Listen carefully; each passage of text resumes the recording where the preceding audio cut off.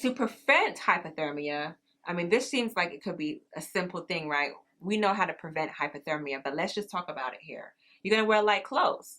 To prevent being hot, what do? You take off your, it's getting hot in here, so take off all your clothes. I am getting too hot. I know you know that song. I want to take my clothes off. All right, so we're going to we're going to wear light clothing or loose fitting. They didn't say take it off on here. They said wear light clothing or loose fitted clothing.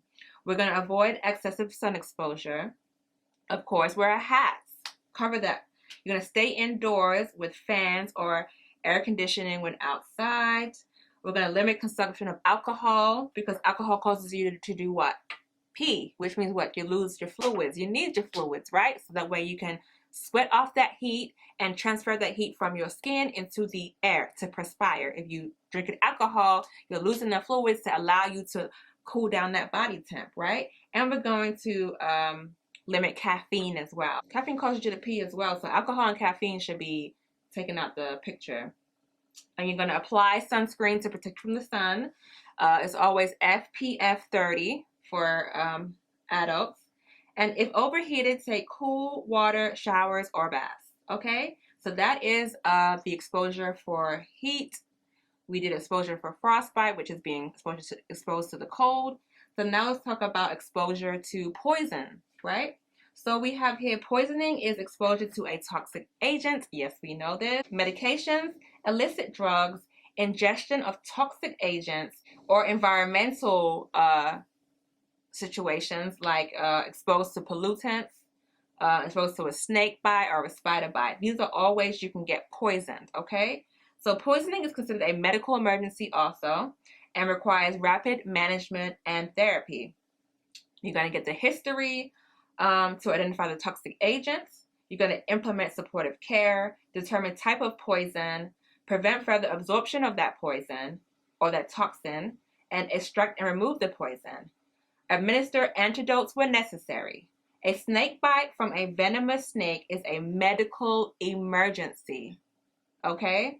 Children ages 1 to 9 are at high risk for snake bites because they like to wonder. They're very curious at that age. The nurse should be familiar with indigenous snakes in the community. So we got to know about snakes too.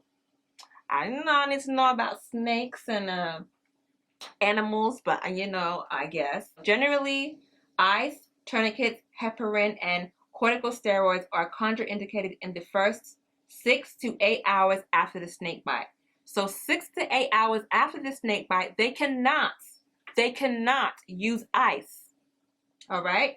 They cannot use a tourniquet. They cannot use heparin, and they cannot use corticosteroids. Let's think about it. Corticosteroids decrease the inflammatory response, right? Decreases your immune system. Ice decreases perfusion. Tourniquets decrease perfusion. And heparin causes you to bleed easily. So think about it. You got a snake bite, you have an open wound, you don't want to bleed out. You want that blood to clot, so you can't take heparin. And if you got a snake bite, I guess you want to make sure that circulation is A-okay to get that thing out of your system, okay? In order to get a thing out of your system, your circulation has to be A1, all right? So that's why we're not going to use that. And of course, we know that ice decreases perfusion, constricts the blood vessel, so we don't want to use that. That's my thought process. Put your comments below on your thought process. We have antivenom based on the type and severity of a snake bite. It's most effective if administered within 4 to 12 hours. So to get the snake bite, they got to get this antivenom within 4 to 12 hours. That's it. So 12 hours, it must be administered. All right, so we have 2 things to think about. Don't give them anything that will mess up their circulation, right? Tourniquets, don't give them anything that will mess up their circulation and bleeding potential, right? So we don't want to give them heparin, ice, tourniquets for the first 6 to 8 hours. And then for the first 4 to 12 hours, we got to give them the antivenom, all right?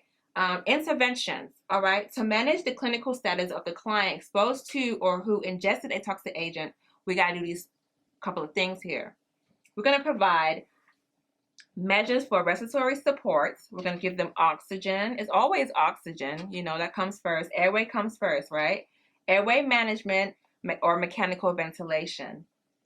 We're going to monitor compromised circulation. So when it comes, that's what I'm saying. Circulation is key when it's poisoning. We got to make sure that resulting from excess perspiration, vomiting, and diarrhea. All right, so here we go with the circulation. So the reason why we're looking at circulation and we don't want to mess with it is because whenever you get the snake bite, I guess the manifestations could be vomiting. You could be vomiting, you could have diarrhea, you could be sweating like crazy when you get the snake bite. You're going to restore those fluids with IV fluid therapy. We're going to monitor blood pressure because if you're throwing up or vomiting from this toxic agent, I guess the body, of course, always, God is a good God, I swear to God. If you're not even religious, the body is just crazy. Like, imagine you have a toxic agent, it's just like, yo, get out. You're going to get out either way, from the mouth or from the butt. You're going to get out. You're going to vomit or you're going to have diarrhea and get the thing out. Any way it can get out. And sweating. These are all ways to extract that toxic agent from your body, right? So we're going to monitor blood pressure because of all that sweating, all that peeing, all that diarrhea that you have. We're going to monitor the cardiac monitoring. We're going to do ECG as well. We're going to assess for tissue edema, tissue swelling every 15 to 30 minutes if bitten by a snake or spider. All right, so of course, in the area where you get bit, you would probably have swelling because you know we're gonna have the inflammatory system go ahead and attack that area, try to get rid of that toxic agent in that area. So every 15 to 30 minutes, we're gonna check that location. We're gonna give them opioid medication for pain due to snake bite or spider bite. We're going to monitor ABGs, arterial blood gases, blood glucose levels, and the coagulation profile. Of course, because we want to make sure that they can clot due to that open wound. We're going to make sure that the blood glucose level is not high because a lot of bacteria can feed off of that glucose, and so we don't want them to survive and thrive, right? We don't need any bacteria or any foreign agents getting into that open wound. And then for ingested poison, 3 procedures are available. You have activated charcoal, you have gastric lavage, if done within 1 hour of ingesting that toxic agent, and then you have aspiration. Syrup of ipecac, I put it right there, is not recommended any longer due to the adverse effects of it, okay? We're going to give them diazepam if they have seizures. So we know it's our patho coming in here. We got to know our drugs. And I guess the body can go through seizures. Whenever you have not enough fluids, that's when the body goes into crazy mode and you will have seizures as a reaction of decreased perfusion, okay? It's a very severe condition. It is a medical emergency. And for seizures, the drug diazepam is administered. So we need to know that, okay?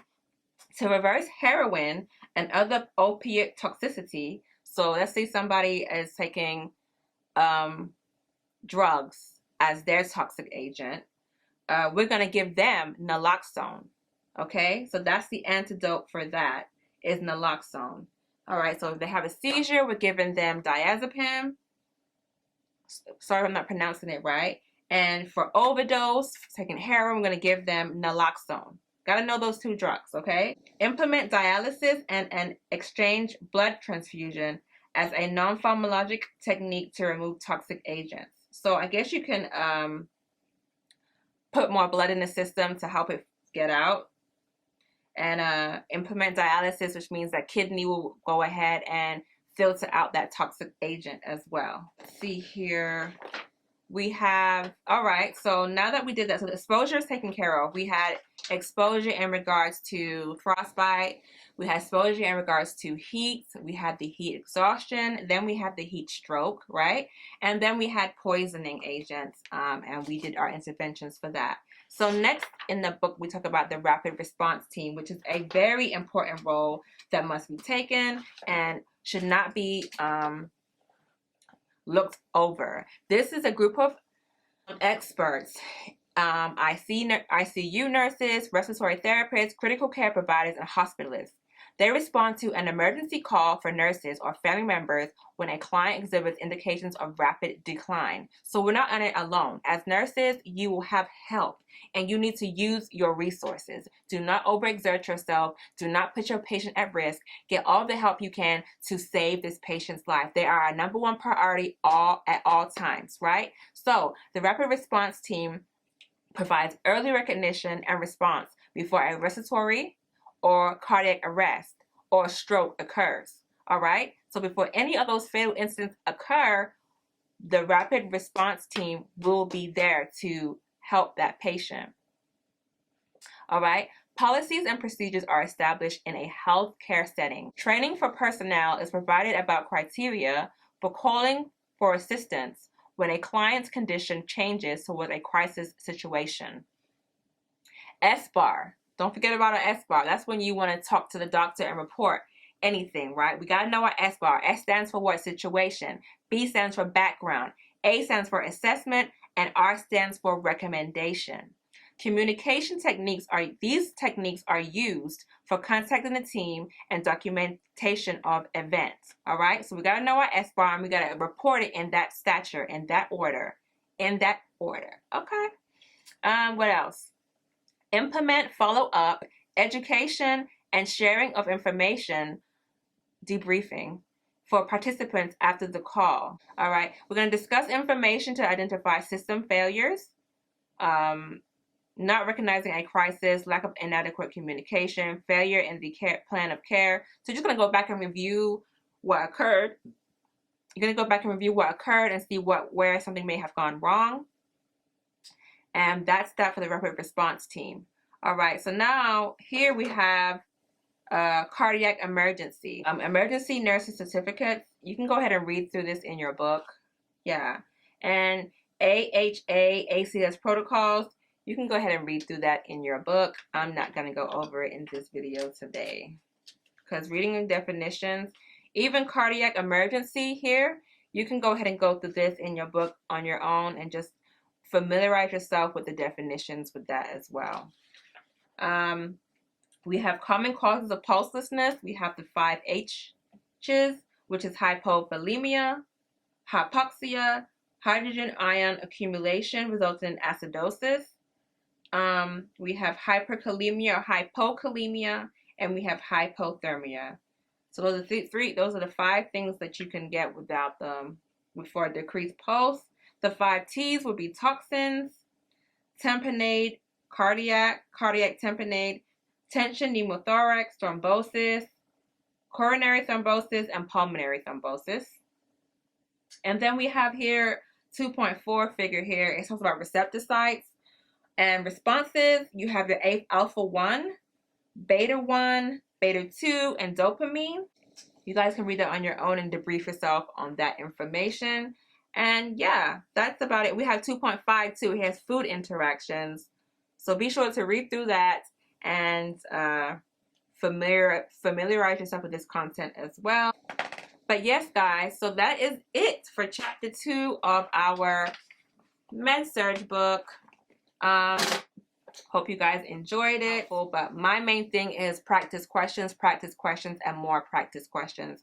Whenever you have time, at least do 10 practice questions a day, if not 5. And look at the rationales on each one and know the reason why for each. Because if you learn the rationales, it's going to come up again. And that's just like active learning. I don't like reading. I prefer active learning. And those practice questions are key. Okay? So hope this video was helpful to you. And I'll see you guys on the next chapter. Peace.